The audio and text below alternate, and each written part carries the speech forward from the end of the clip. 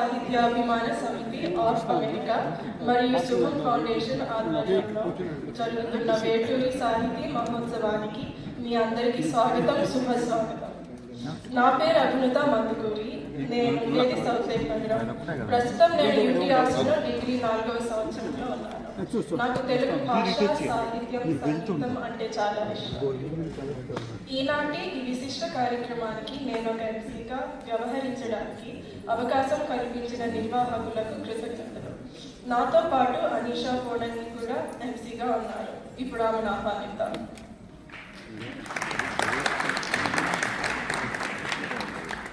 Good afternoon, everyone. Welcome to the Veturi Sundararama Murthy Sahiti Mahotsavam.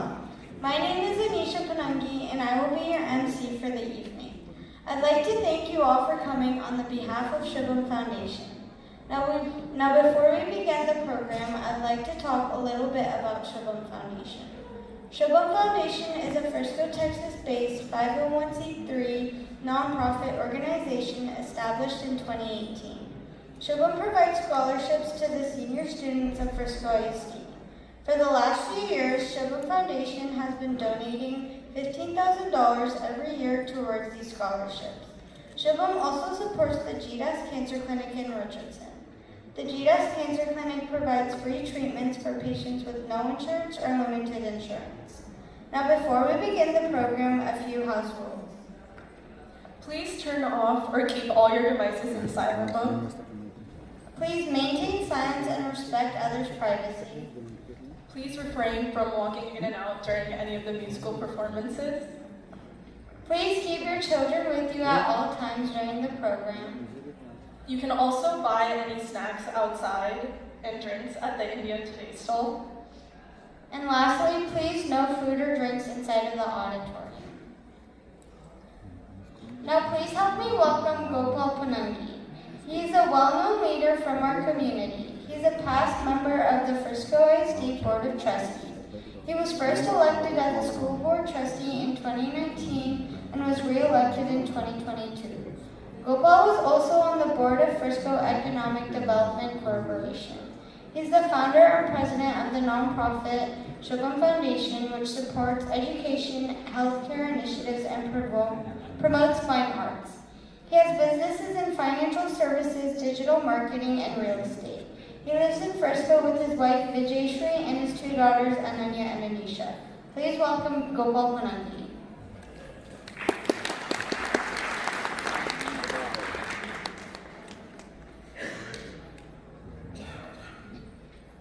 Hello everyone. Thank you so much. Oh, thank you.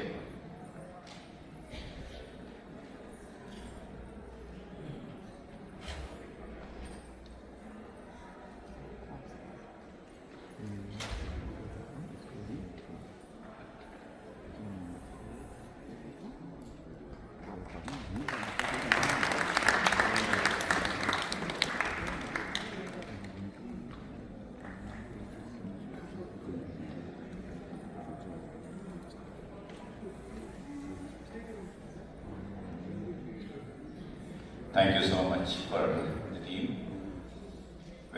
అందరికీ నమస్కారం. ఆదివారం మధ్యాహ్నం మంచిగా relax అయ్యి భోజనం చేసి ఒక న్యాప్ తీసుకునే సమయంలో మీరందరూ మీ సమయాన్ని వెచ్చించి మా దగ్గరికి వచ్చారు. ఈ యొక్క కార్యక్రమం చూడడానికి చాలా సంతోషం. ఇంతకుముందు చెప్పినట్టే శుభం ఫౌండేషన్ లోకల్గా చాలా కార్యక్రమాలు చేస్తున్నాము. అయితే ఇప్పుడు ఒక ముఖ్యమైన ఘట్టం, దీంట్లో శ్రీ ప్రసాద్ తోటకూర గారితో కలిసి మరొకసారి పనిచేసే అవకాశం నాకు దొరికింది. మీకు అందరికీ తెలిసిన విషయమే, ప్రసాద్ గారు వృత్తిపరంగా క్యూజీ కంపెనీలో ఆపరేషన్స్ వైస్ ప్రెసిడెంట్గా ఉన్నా కానీ ప్రవృత్తిపరంగా తెలుగు భాష, సంస్కృతి, సాంప్రదాయ, సాహిత్య, సంగీత, నృత్యాంశాలను అభిమానిస్తూ వాటిని నిరంతరం అటు అమెరికా దేశంలో అటు భారతదేశంలో విస్తరింపజేస్తున్న ప్రోత్సాహకుడు. అమెరికా దేశంలో అతిపెద్దదిగా ప్రసిద్ధిగాంచిన మహాత్మా గాంధీ స్మారక విగ్రహాన్ని డాలస్ అదే అర్వింగ్ నగరంలో నెలకొల్పిన కార్యసాధకుడు. స్థానిక స్థాయిలో డాలస్ నగరంలో IANT India association of north Texas అధ్యక్షుడిగా, టాంటెక్స్ ఉత్తర టెక్సస్ తెలుగు సంఘం అధ్యక్షుడిగా, జాతీయ స్థాయిలో తానా ఉత్తర అమెరికా తెలుగు సంఘం అధ్యక్షుడిగా విశిష్ట సేవలు అందించి తన నాయకత్వం ప్రతిభ జాతీయ అంతర్జాతీయ స్థాయిలో చాటి చూపిన నాయకుడు.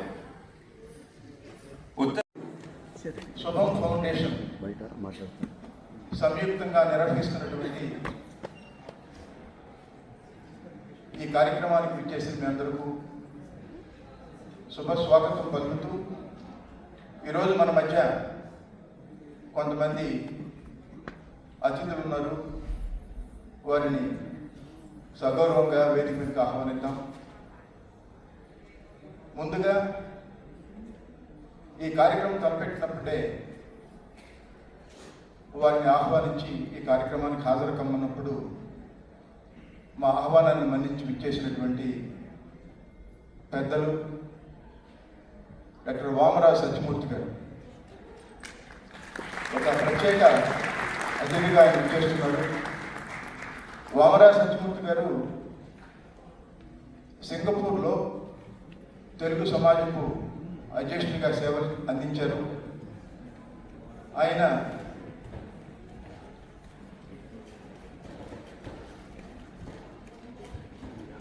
తన సమయానంతటినీ కూడా సామాజిక సేవలో గడిపినటువంటి ధన్యజీవి. ఇప్పటికీ అనేక కార్యక్రమాల్లో ఆయన చురుగ్గా పాల్గొంటూ ఉంటారు. ఆయన దేహం అంతా కూడా భారతీయత నింపుకున్నటువంటి ఒక భరతమాత ముద్దు బిడ్డ. ఎప్పుడు ఎవరికి అవసరం ఉన్నా కానీ ఆయన సభాధ్యక్షులు డాక్టర్ తోటకూర ప్రసాద్ గారికి, శుభం ఫౌండేషన్ స్థాపకులు గోపాల్ గారికి, ఈరోజు అతిథులు సత్యమూర్తి గారికి, జొన్నవిత్తులు గారికి, వేటూరి అభిమానులందరికీ కూడా, సాహిత్య సంగీత ప్రియులందరికీ కూడా నమస్కారం. వేటూరి సుందరరామూర్తి గారి స్వస్థలం కృష్ణా జిల్లా పెదకళ్ళిపల్లి గ్రామానికి ఈ ఊరు 14,500 కిలోమీటర్ల దూరంలో ఉంది. 9,000 మైళ్ళు పైన. ఇంత దూరంలో ఒక మహాకవికి ఇంత గొప్ప ఒక వేడుక చేయటం అనేది అద్భుతం. ఎందుకంటే మన హైదరాబాద్లోనో అమరావతిలోనో ఒక కవికి ఇట్లాంటి ఒక వేడుక చేస్తుంటే, ఉత్సవం చేస్తుంటే, అది కూడా ఆదివారం మధ్యాహ్నం వేళ ఇట్లాంటి కార్యక్రమం జరుగుతుంటే ఇంతమంది రారు. అలాంటిది ఇంత దూరంలో, సుదూరంలో ఒక మహాకవికి జరుగుతున్నటువంటి మహోత్సవానికి ఇంతమంది తెలుగు సాహిత్య సంగీత అభిమానులు ఇక్కడికి రావడం అనేది నిజంగా వేటూరి గారికి ఇస్తున్నటువంటి ఘన నివాళి, గొప్ప అభినందన.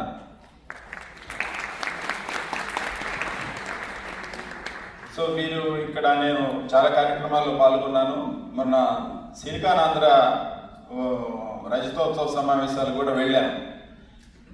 అమెరికాలో ఉన్నంత సాహిత్య సంగీత సంస్కృతి పట్ల ఉన్నటువంటి అభిమానం మన దేశంలో లేదు. అది విచారకరమైనటువంటి కఠిన వాస్తవం. సో అది, దాని మూల్యం కూడా మనం చెల్లిస్తున్నాం. విద్యారంగంలో, సాంస్కృతిక రంగంలో అనేక రూపాల్లో మన పతనం మనకు తెలుస్తుంది. నేను ఒక చరిత్రకు సంబంధించిన ఒక అంశాన్ని మీకు వివరిస్తాను. రెండో ప్రపంచ సంగ్రామంలో రష్యా సైనికులు 1 కోటి మంది చనిపోయారు. అప్పటి సోవియట్ యూనియన్ అధినేత స్టాలిన్, ఆయనకి సైనికాధికారులు అందరూ వెళ్ళి చెప్పారు, 1 కోటి మంది సైనికులు చనిపోయారు, ఇక మనం పరాజయం తప్పేట్టుగా లేదు జర్మన్ సేనల్లో వాళ్ళ చేతుల్లో, మనకి ఈ ముప్పు తప్పేట్టుగా లేదు అని స్టాలిన్కి నివేదిస్తారు సైనికాధికారులు, ఒక గూఢచారులు అందరూ కూడా. అప్పుడు స్టాలిన్ స్వయంగా యుద్ధ ప్రదేశానికి వెళ్తాడు. వెళ్ళి ఆయన ఒక ఉత్తేజకరమైనటువంటి ప్రసంగం చేస్తాడు. ఆ ప్రసంగ సారాంశం ఏంటంటే, యోధులారా ఎక్కడికి వెళ్తున్నారు? మీరు వెళ్ళి ఏం చేద్దాం అనుకుంటున్నారు? మీరు ప్రాణాలు నిలుపుకొని ఏం చేస్తారు? ఓడిపోయిన తర్వాత, బానిసత్వంలోకి వెళ్ళిపోయిన తర్వాత, పరాధీనతలోకి వెళ్ళిపోయిన తర్వాత ఎక్కడికి వెళ్తారు? మీ తండ్రులు ఎవరు? మీ తాతలు ఎవరు? మీ ముత్తాతలు ఎవరు? మీ చరిత్ర ఏమిటి? మీ సంస్కృతి ఏమిటి? ఎంత గొప్పవాళ్ళు! ఇంత మీరు పారిపోయి ప్రాణాలు రక్షించుకొని ఏం చేస్తారు? వారి చరిత్ర ఏమిటి అనేది, వాళ్ళ గతాన్ని గుర్తు చేస్తారు, వారి సంస్కృతిని గుర్తు చేస్తారు. ఆ స్టాలిన్ ప్రసంగంతో మొత్తం ఆ సేనల వలసంతా ఆగిపోయి మళ్ళీ సరిహద్దులకు వెళ్ళి మళ్ళీ పోరాటం చేస్తారు. 1,000,000 మంది మళ్ళీ చనిపోతారు, అయినా వెనుదిరగడం. ఒక సంస్కృతి అది విజయవంతం అవుతుంది. సో దాన్ని జర్మన్ సేనలను ఓడిస్తుంది. ఆ రెండో ప్రపంచ యుద్ధానికి ముగింపు కూడా అవుతుంది. సో సోవియట్ సేనలు మళ్ళీ యుద్ధరంగానికి తరలి రావడం, వాళ్ళ సంస్కృతి ప్రభావం ఎంత ఉంది అనే దానికి ఒక చారిత్రక అంశం. సంస్కృతి మన అందరి మీద అంత ప్రభావం చూపిస్తుంది. సినీ గీతాలను విశ్లేషించడం అవసరంలా. మనం ఎన్నోసార్లు పాటలు విన్నాం, ఎన్నోసార్లు సమీక్షలు చూసాం, ఆయన అద్భుతంగా రాసినటువంటి పాటలను ఆస్వాదించాం. దాన్ని తక్కువగా మాట్లాడుకుంటూ ఎప్పుడు ఎక్కడ విన్నా చాలా తక్కువగా వినపడినటువంటి కొన్ని విషయాల గురించి మాట్లాడుకోవడానికి ఇద్దరు సమాయత్తమయ్యాం. వేటూరి సుందరరామూర్తి గారి గురించి ప్రారంభించాలంటే, ఇంతకుముందు నాగేశ్వరరావు చెప్పినట్టుగా పెదకాళ్ళేపల్లిలో ఆయన ప్రస్థానం ప్రారంభమైంది.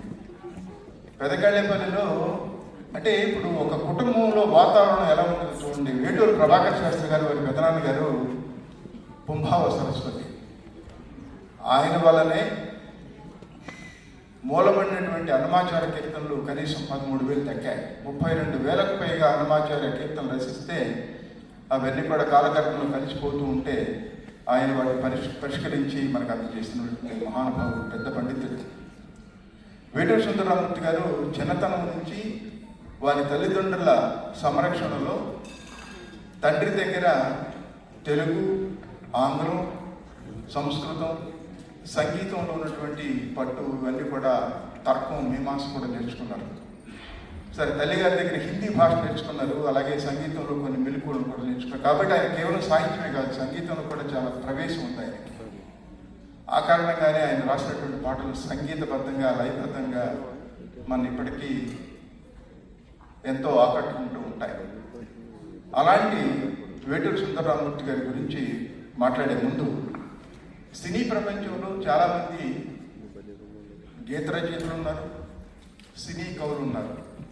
మల్లాది రామకృష్ణ శాస్త్రి గారు, ఆచార్య ఆత్రేయ గారు, పింగళ నాగేంద్రరావు గారు, దాశరథి గారు, సినారే గారు, ఇలాంటి మహామహులందరూ కూడా అద్భుతమైనటువంటి పాటలు రాశారు. ఎవరిని తక్కువ చేయడం కాదు ఇక్కడ. కానీ సినీ ప్రపంచంలో కవి పండితుడు కేవలం నా దృష్టిలో వేటూరి సుందరరామూర్తి గారు మాత్రమే. ఆ కారణంగానే ఆయన రాసినటువంటి పాటల్లో మనకి పాండిత్య ప్రతిభ కనిపిస్తూ ఉంటుంది. అలాంటి విలక్షణమైనటువంటి వేటూరి సుందరరామూర్తి గారు ఎందుకు గొప్ప సినీ గీత రచయిత, గొప్ప కవి అనేది మనం మరొక కవి మాటల ద్వారా విందాం. జొన్నవిత్తల రామలింగేశ్వరరావు గారు, మీ అభిప్రాయం ప్రకారం ఆయన ఎలాంటి అంశాల మీద రాశారు, ఎలాంటి కోణాల్లో రాశారు, వైవిధ్యభరితమైనటువంటి పాటలు ఎలా ఉన్నాయి, ఆయన పోకడ ఎలా సాగింది అనేది క్లుప్తంగా మీ మాటలు. అందరికీ నమస్కారం అండి. మీరు నన్ను చెప్పడం బాగానే ఉంది, కానీ చివరిలో ఒక మాట అన్నారు క్లుప్తంగా అని. సాధ్యంగా ఎందుకంటే గుప్తంగా ఉన్న అనేక విషయాలు చెప్పాలంటే క్లుప్తంగా చెప్పలేము. వేటూరి సుందరరామూర్తి గారు లాంటి కవి తెలుగులో పుట్టడం అనేది తెలుగు వాళ్ళ అదృష్టం. భూమి మీద అటువంటి కవి ఉన్నాడా అని అంటే ఆశ్చర్యపడాల్సినటువంటి అవసరం. అంటే భూమి మీద ఉన్న అన్ని భాషలు మీకు తెలుసా అని నన్ను అడగచ్చు, కానీ అన్నీ తెలియక్కర్లేదండి. ఒక వ్యక్తిలో ఉండేటువంటి వైచిత్రి, భూమి మీద మనకి ఆకాశంలో రెండో సూర్యుడు ఉంటాడా, రెండో చందమామ ఉంటుందా అని అంటే ఎలా అసాధ్యమో మనం తేలికే చెప్పగలం. సాధ్యం కాదు, అది కనపడదని ఖగోళ శాస్త్ర రీత్యా. అలా కొన్ని ఆలోచన విధానాలు, ఊహలు, తన భాషలో తను ప్రయోగించినటువంటి పదజాలము, ఆ పదజాలంలోంచి ఏమి చెప్పదలుచుకున్నాడో చెప్పకుండా ఒక్కొక్కడికి ఒక్కొక్క రకంగా అర్థమయ్యేలాగా రచన చేయటం అనేది అసాధ్యం. అది అలా చేసేది. దీంట్లో ప్రధానంగా స్పష్టత అనేటువంటిది కవిత్వానికి చాలా అవసరం. తర్వాత కావ్యంలో ధ్వని అనేటువంటిది సజెషన్, అంటే ఒక విషయం చెబుతుంటే ఇంకొకటి స్ఫురించాలి. ప్రధానంగా ఆ సజెషన్ని దాటిపోయిన దీంట్లో ఒక లోపం కూడా ఉంటుంది. క్లిష్టాన్వయము అనేటువంటిది ఉన్నది కావ్య దోషాలలో. అంటే బాగా కష్టపడితే కానీ అది అన్వయం చేసుకుని చేయలేము. దాన్ని సర్రియలిజం పేరుతో బాగా ఇటువైపు ఉన్నటువంటి పాశ్చాత్య కవులు దాని మీద బాగా కృషి చేశారు. ఆ సర్రియలిజంని మహాద్భుతంగా తెలుగులో సినిమా పాటలో బాగా చూపించినటువంటి వాడు సుందరరామూర్తి గారు.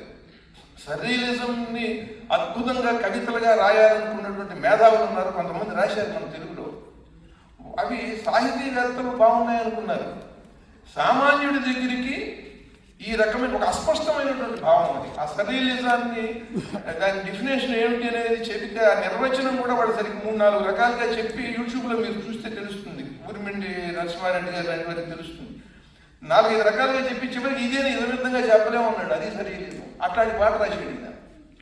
అవి నాకు ఆశ్చర్యంగా ఉంటాయి. నేను ఆయన బాగా దగ్గరగా, చాలా దగ్గరగా కొన్నాళ్ళు చాలా ప్రయాణాలు చేశాను. దీంట్లో ప్రధానంగా ముందు ఆయన పాండిత్యం గురించి చెప్పుకున్నామండి. తర్వాత వ్యక్తిత్వం, ఈ సర్రియలిజము, ప్రతి పాటలోనూ ఇది ఎలా ఉంటుంది. నేను నా పరిశీలన చెప్తున్నాను. అది అందరూ చెప్పేది కాదు. ఒక్కొక్కరికి ఏమైనా స్ఫురిస్తుందేమో నాకు తెలియదు. కవిత్వంలో 7 కవులు ఉంటారండి. 7 విధాలుగా కవిత్వం రాయొచ్చు అనమాట. ఒక్కొక్క కవి ఒక్కొక్క రకంగా రాస్తాడు. ఒకడు వివేకి. ఈ వివేకి అనేటువంటి కవి గణములు, ప్రాసలు, యతులు, ఛందస్సు, వీటితో పాటు వ్యాకరణము, దీంట్లో ఒక మంచి భావం చూడటం, జాగ్రత్త వివేకవంతంగా రాస్తాడు, జాగ్రత్త పద్ధతిగా. తర్వాత వాచికుడు, అంటే పదప్రయోగాల మీద ఎక్కువ దృష్టి ఉంటుంది. అనుప్రాసలు, ప్రాసలు, వీటి మీద ఎక్కువ దృష్టి పెట్టుకుని వాచికుడు చక్కగా శబ్దాడంబరంతో ఆకట్టుకుంటాడు. 3వవాడు రౌచికుడు. ఈ రౌచికుడు తేలిక మాటలతో మహాద్భుతమైనటువంటి అర్థాన్ని చెప్పాలని ప్రయత్నం చేస్తాడు. మధురమైనటువంటి భావాలని మధురమైన పదాలతో. తర్వాత ఆర్థికుడు అన్నాడు. ప్రత్యేకించి అర్థం మీద దృష్టి ఉంటుంది. చిన్న మాటలతో మహార్థాన్ని చెప్తాడు. అంటే దీనికి నేను ఉదాహరణకు చెప్పగలను. ఒక ఆత్రేయ, ఒక సముద్రాల. ఆ తర్వాత సరళమైన మాటలతో రసస్ఫూర్తితో చెప్తాడు. ఒక దేవులపల్లి కృష్ణ శాస్త్రి. ఇట్లా ఒక్కొక్కళ్ళు ఒక్కొక్క లక్షణంతో ఉంటారనమాట. మన పూర్వులు రాక్షణికులు ఎవరెవరు ఏ విధంగా రాస్తారు కవుల యొక్క లక్షణం చెప్పినప్పుడు 7 ఉంటారు. ఈ ఆర్థికుడు తర్వాత శిల్పికి ఏంటంటే ఆ నిర్మాణంలో ఉండేటువంటి అందం, ఆ సౌందర్యం, ఆ శిల్పం అనేటువంటిది ఆ పద్య సౌందర్యం, దాని ఆ నడక ఎంత వయ్యారంగా ఉంది, ఎంత లయబద్ధంగా ఉన్నది, అంత సౌందర్యాత్మకంగా ఉన్నది. అది దాని మీద దృష్టి ఉంటుంది. వాడు శిల్పి, మొత్తం ఆ శిల్పం మీద ఉంటుంది దృష్టి. తరువాత వీళ్ళందరూ రాసేటువంటి వాటిలో భావాలు ఉంటాయి, ఉండకుండా ఉండవు, కానీ ప్రధాన దృష్టి దీని మీద ఉంటుంది. తర్వాత భూషణార్థి. ఈ భూషణార్థి యమకాలు, అలంకారాలు, వీటన్నిటి తీసుకొచ్చి విపరీత డెకరేషన్ కూడా బాగా డెకరేట్ చేస్తాడు, అలంకారమయం చేస్తాడు మొత్తం కవిత్వం అంతా. భూషణార్థి. తర్వాత మార్దవ కవి అంటే చాలా మృదు మధురంగా మహోన్నతమైనటువంటి భావాన్ని చెప్తాడు. ఈ 7 కూడా వివేకి, వాచికుడు, రౌచికుడు, ఆర్థికుడు, శిల్పి, భూషణార్థి, మార్దవ కవి. ఈ 7 లక్షణాలు ఉన్న ఏకైక కవి వేటూరి సుందరరామూర్తి గారు.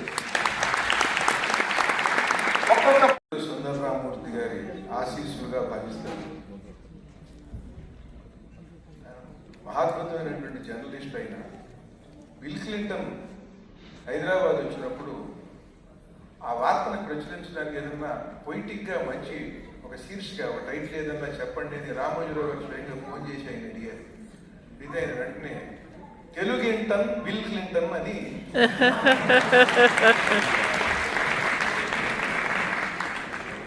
స్వరూపుడు వేటూరి సుందరరామమూర్తి గారి ఆశీస్సులుగా నేను భావిస్తున్నాను. ధన్యవాదాలు.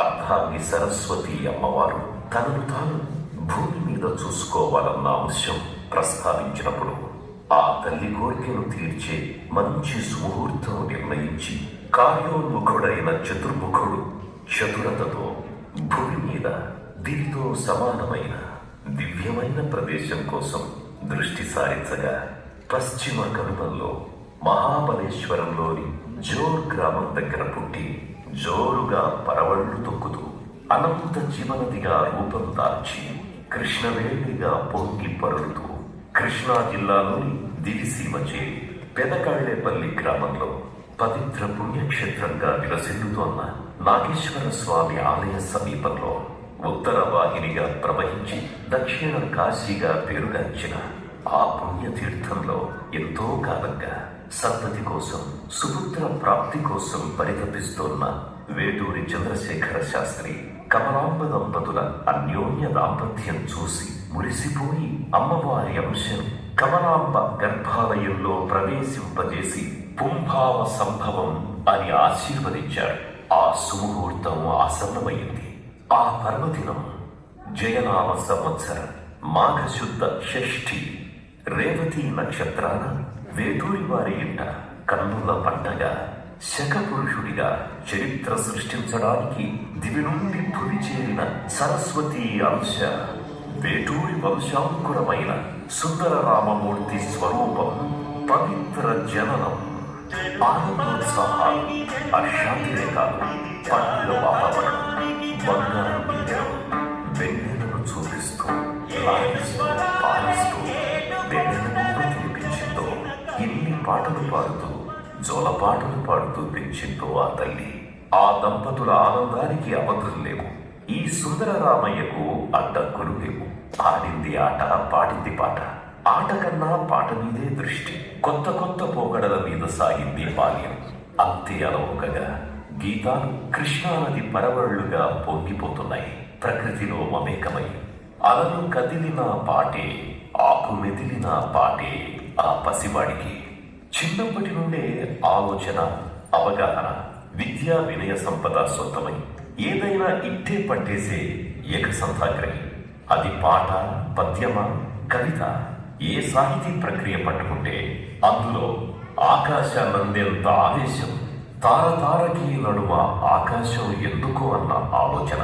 కానీ హద్దులు లేని ఊహాలోకంలో విహారం, కౌమార్యంలో ఘనకార్యాలతో రచన, కనపడిన కాగితం గీతంగా మారాల్సిందే. కథలు, కవితలు ఒకటేమిటి, అంబ పలుకుతుంది. ఇంటి దగ్గరలోనే నాగేశ్వర స్వామి ఆలయం, సాంబశివుడి కరుణ కటాక్షం. ఇంకెందుకు వెయ్యి పడగల కవి సామ్రాట్ విశ్వనాథ సత్యనారాయణ చేత తన రచనలు చదివించి అసాధ్యుడిలా ఉన్నారే అన్న ప్రోత్సాహం. ఏది చదివినా మస్తిష్కంలో నిక్షిప్తం. కాలంతో కలిసి ప్రయాణంలో పత్రికా రంగంపై ఆసక్తి, అనురక్తి. ఒక్కసారి వింటే చాలు అది పత్రికలో సమగ్రంగా ప్రచురితం. అది ఆయన చతురత. సహోద్యోగులుగా బాపు రమణల స్నేహం, నార్లవారి ప్రోత్సాహం వెరసి చేసే పనిలో నిమగ్నం. భారత తొలి ప్రధాని జవహర్ లాల్ నెహ్రూ ఉపన్యాసం అత్యంత వేగంగా మగ్గి తెలుగు అనువాదం ప్రశంసల విలువ. ఇంతటి ఘనపాటి సుందరయ్యకి సహధర్మచారిణి ఎవరవుతారో అని ఆలోచన. అక్కడ అమ్మాయి ఇంట్లోనూ ఇంత మంచి కన్యకు, ఎంత మంచి సుందరాముడు పెరిమిటవుతాడో అని అనుకున్నది ఆలోచన. అప్పుడు కుదిరింది సంబంధం. సీతా మహాలక్ష్మి అయ్యింది సుందర రాముడికి అర్ధాంగి. వీరి అన్యోన్య దాంపత్యానికి భగవంతుడి కృపగా 3 పుత్రులు రవిప్రకాష్, చంద్రశేఖర్, నందకిషోర్ వారి ఇంట ఉదయించారు. యువకుడిగా విజయవాడలో విశ్వవిఖ్యాత నట సార్వభౌమ నందమూరి తారక రామారావు కంటపడి చలనచిత్ర పరిశ్రమకు రమ్మన్న పిలుపు. 1962లో తెలుగు చలనచిత్ర పరిశ్రమలో వచ్చే ప్రయత్నం, కొంతకాలం పరీక్షా సమయం, ఇమడలేక తిరిగి స్వస్థల ప్రయాణం. ఎన్టీఆర్ పునః ఆహ్వానం. 1970వ దశకంలో స్పష్టమైన నిర్ణయంతో కళా తపస్వి శ్రీ కాశీనాథుని విశ్వనాథ అవకాశంతో భారత నారీ చరితము గీత రచన, చరిత్ర సృష్టించే ప్రస్థానం ప్రారంభం. సిరిసిరి మువ్వలుగా మోను మన సుందరరామయ్య పాట ఎన్నో రాముడి సినిమాలకు శ్రావ్య గీతాలను అందించింది. అది ఒక శక పురుషుడి ఆకృతి దాల్చింది. శ్రీ వేటూరి సుందరరామూర్తి గారు తమ సుదీర్ఘ సినీ జీవిత ప్రస్థానంలో ఎవరికీ సాధ్యం కాని రీతిలో 1500కు పైగా చిత్రాల్లో గీత రచనతో పాటు సినిమాయేతర గీతాలు దాదాపు 7000 రచించారు. అందులో మనకు లభ్యమైనవి 6300. సింగిల్ కార్డ్ రచయితగా 450 చిత్రాలు, 50కి పైగా భక్తి గీతాల ఆల్బమ్స్, తామే నిర్మాతగా 12 భక్తి గీతాల ఆల్బమ్స్. ఇంతటి ఘనమైన అనితర సాధ్యమైన రికార్డులు ఒక్క వేటూరి గారికి మాత్రమే సొంతమయ్యాయి. తనకు 70 వయస్సు దాటిన తన మస్తిష్కం ఇంకా 16. ఉప్పొంగే గోదారే. అపారమైన జ్ఞానం, అద్భుత ధారణా శక్తి, సినిమా పాటపై అనురక్తి, ప్రతి పాటలో కొత్త పుంతల పోకడ, అప్రతిహతమైన విజృంభణ, విస్మయం చెందించే వైచిత్రి, ఔరా అనిపించే వైవిధ్యం, ఎన్నో వందల సినిమాలను విజయవంతం చేసిన కలం, ఎన్నెన్నో గళాలతో అనుసంధానమైన గీతం, యువ రచయితలను సైతం ఆశ్చర్యపోయేలా రాసిన వైనం. అనితర సాధ్యం అన్న మాట కంటే ఇంకేదైనా పెద్ద పదం అవసరం ఆ పుంభావ సరస్వతిని పోల్చడానికి. జాతస్య మరణం ధ్రువం. అది 2010 మే 22వ తేదీ. అమ్మా, నువ్వు అప్పగించిన పని నీవు నా యందు ఉండి చేయించావు. నా రచనలన్నీ నీ పాదాలకు సమర్పిస్తున్నాను. నువ్వు చూపిన త్రోవ నాకు అనిపిస్తోంది. ఇక నాకు సెలవిప్పించమ్మా, నీ అక్కును చేర్చుకో అని ఆ సరస్వతి మాతనడగగా, మరి నీ అభిమానులు ఒప్పుకుంటారా అని అమ్మ అడిగితే మనందరితో ఆ సరస్వతి తల్లి ఒడిలో సేదతీరడానికి దివికేగిన మనందరి గురువు గారు, కవికులాలంకార పుంభావ సరస్వతి శ్రీ వేటూరి సుందరరామూర్తి అమ్మ ఒడిలో హాయిగా నిద్రిస్తూ ఆయన పేరు మీద జరుగుతున్న ఈ కార్యక్రమాన్ని వీక్షిస్తూ తన గీతాలు అందరికీ అందుబాటులోకి వచ్చాయని ఆనందిస్తున్న ఆ సుందరరామయ్యకిచ్చే నివాళి.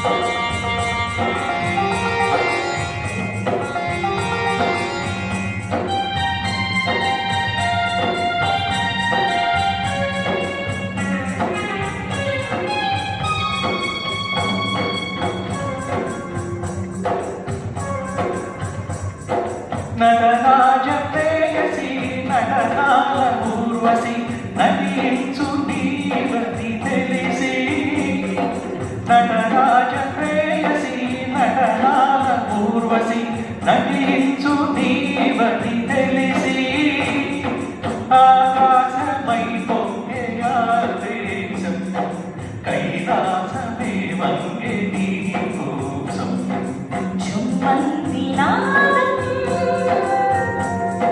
సయ్యంది పాదం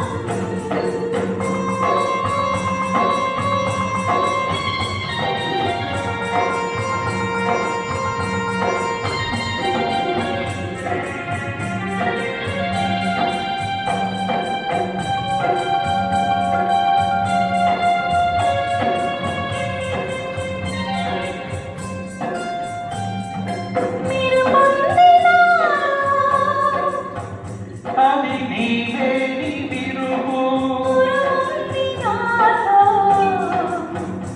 అది నీవు వదిలుగు చినుకు చినుకులో చిందులయలతో కురిసింది తొలకరి జల్లు విరిసింది అందాల హరివిల్లు ఈ పొంగులే ఏడు రంగులుగా చుమ్మంది నాదం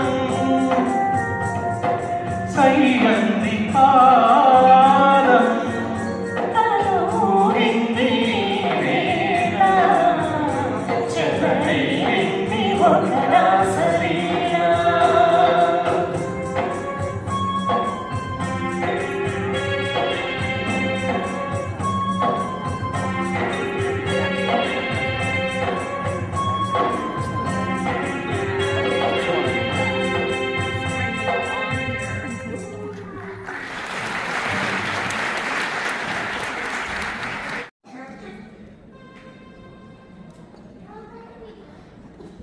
Check.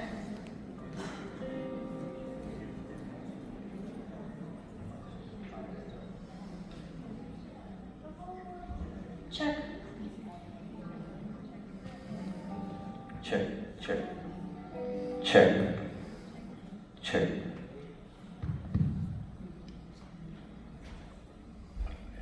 that's okay check check check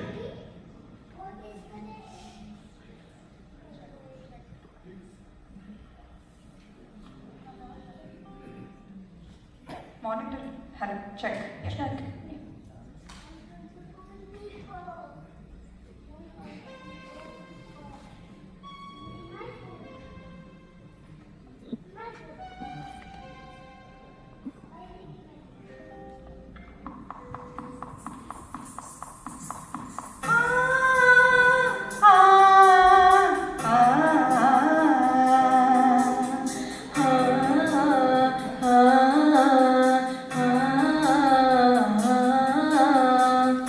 India. Beautiful India. జగతి సిగలో దావినమ్మకు వందనం వందనం మమత ఎరిగిన మాతృభూమికి మంగళం మాతరం మగువ శిరసున మణులు పొదిగెను హిమగిరి కరికి పదములు కడలి కడిగిన కడలి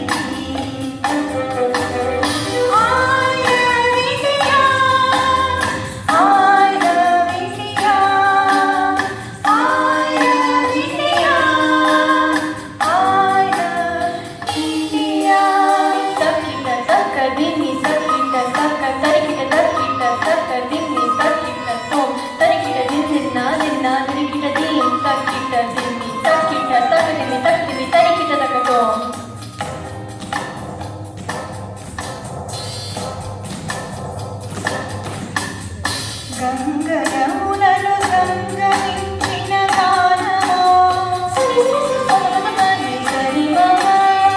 కూచిపూడికి కొడుకు నేర్పిన నాట్యమో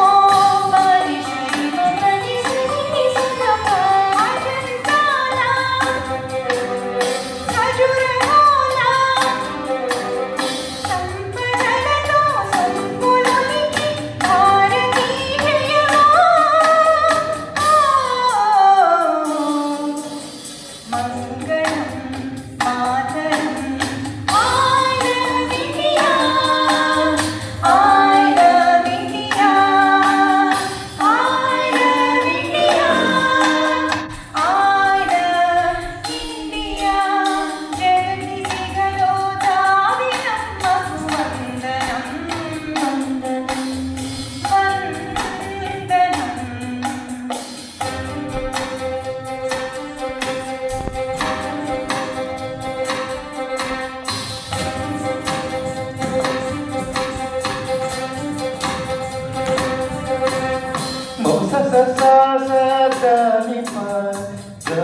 పా